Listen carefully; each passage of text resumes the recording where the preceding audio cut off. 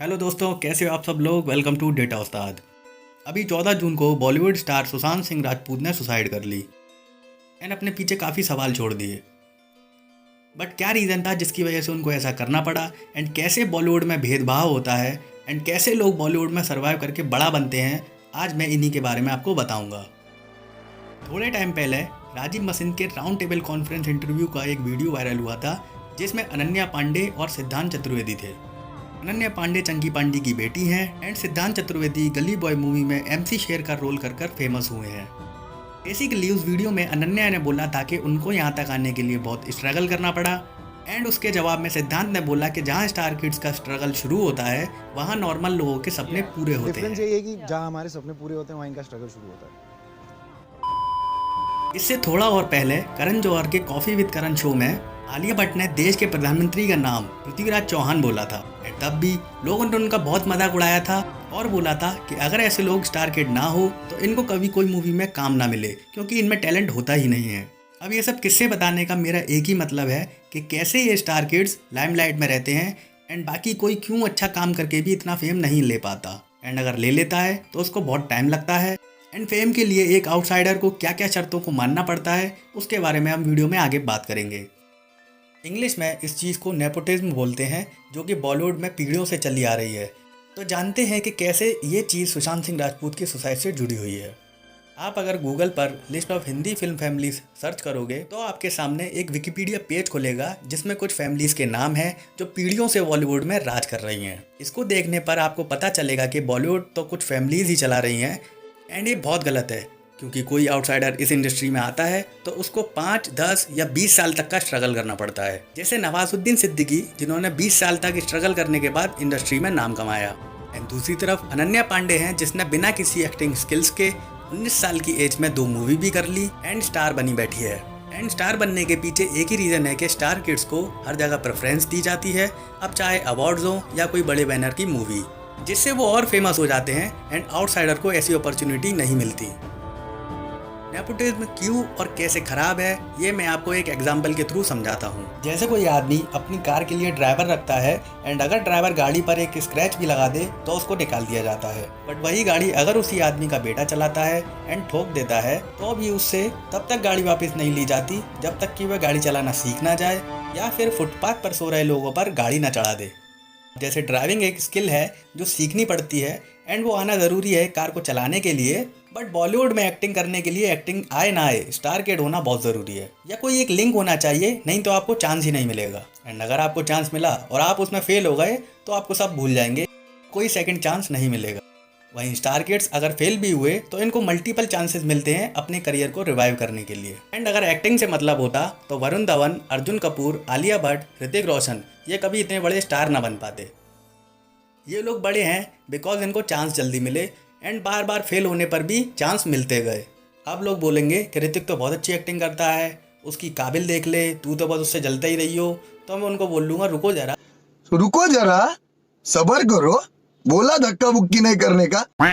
ऋतिक रोशन ने स्टार्टिंग में जो मूवीज़ की हैं वो सब उनके पापा ने ही बनाई थी, एंड उन सब में भी उन्होंने ऑस्कर लेवल की एक्टिंग की थी। इवन कोई मिल गया एंड क्रिश, जिसने उनको फेमस किया, वो भी तो उनके पापा ने ही बनाई थी।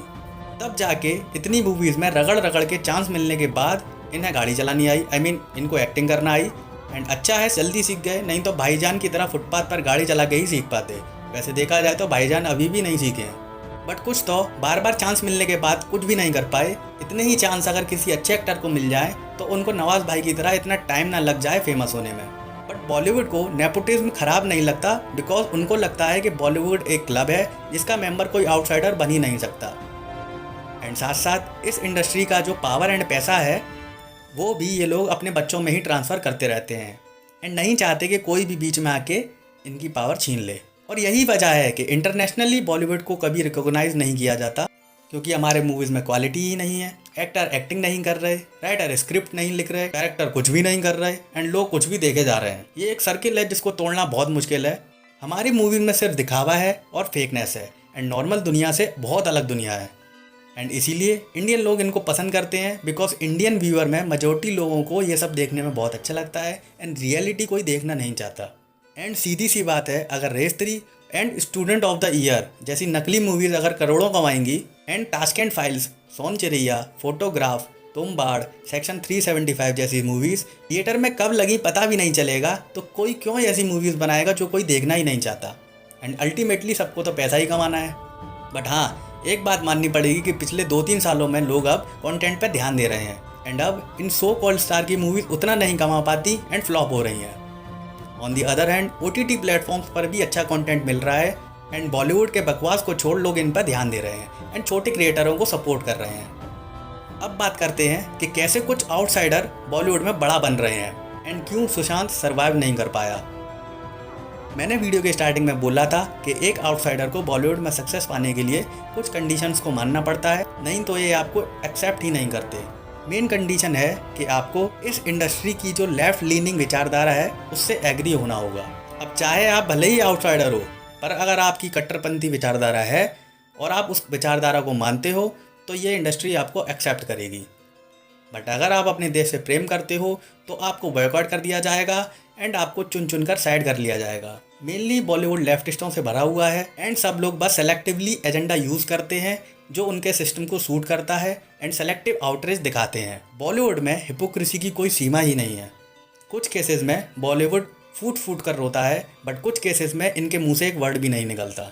बॉलीवुड हमेशा लेफ्ट इकोसिस्टम को फॉलो करता है। मैं आपको कुछ किस्से बताता हूँ जिससे मेरी बात प्रूव हो जाएगी।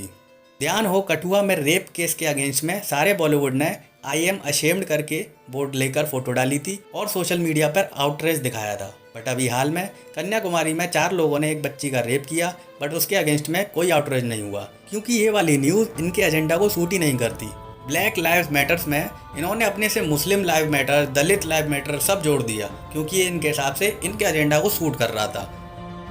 अब चाहे ये खुद कितनी भी फेयरनेस क्रीम को प्रमोट करे, बट इस केस में इन्होंने ब्लैक लाइव मैटर्स को इसलिए चूज़ किया क्योंकि उस वक्त ये ट्रेंड कर रहा था और इंटरनेशनली वायरल था। इन्होंने अमेरिका में जॉर्ज फ्लॉयड की डेथ पर बहुत शोक जताया, पर कश्मीर में अभी वहाँ के अकेले हिंदू सरपंच अजय पंडिता की TRF नामक टेररिस्ट ऑर्गेनाइजेशन ने हत्या कर दी, उसमें इन्होंने कुछ भी नहीं बोला।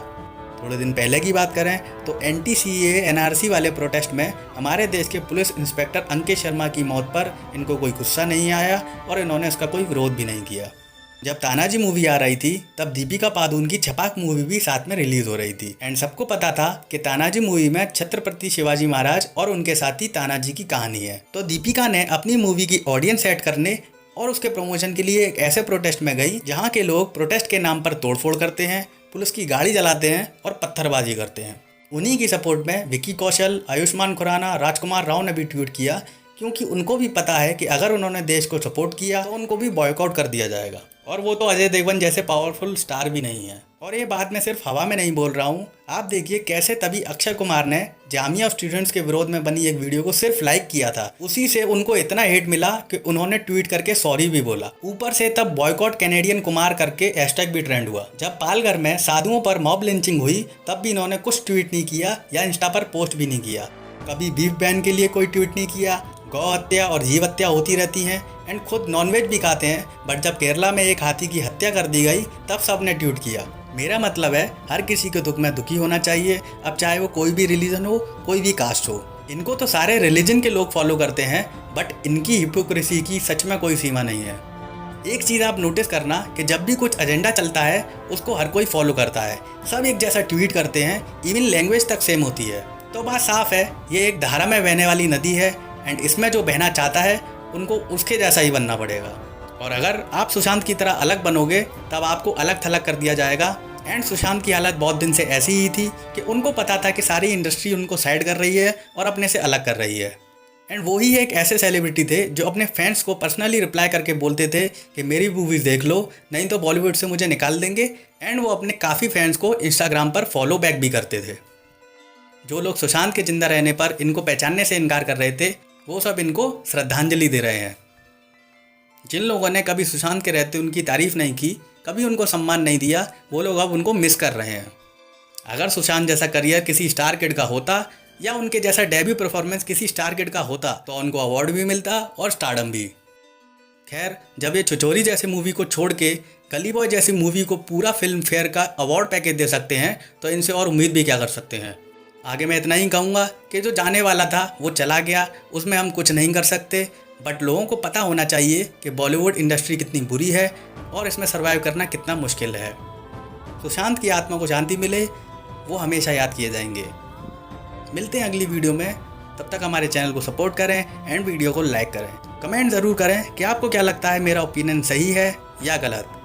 फॉलो करें हमें हमारे सोशल मीडिया हैंडल्स पर, जिनका लिंक डिस्क्रिप्शन में दिया गया है, और चैनल को सब्सक्राइब करें and hit the bell icon.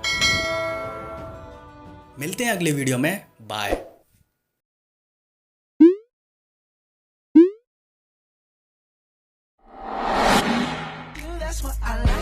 That's what I like.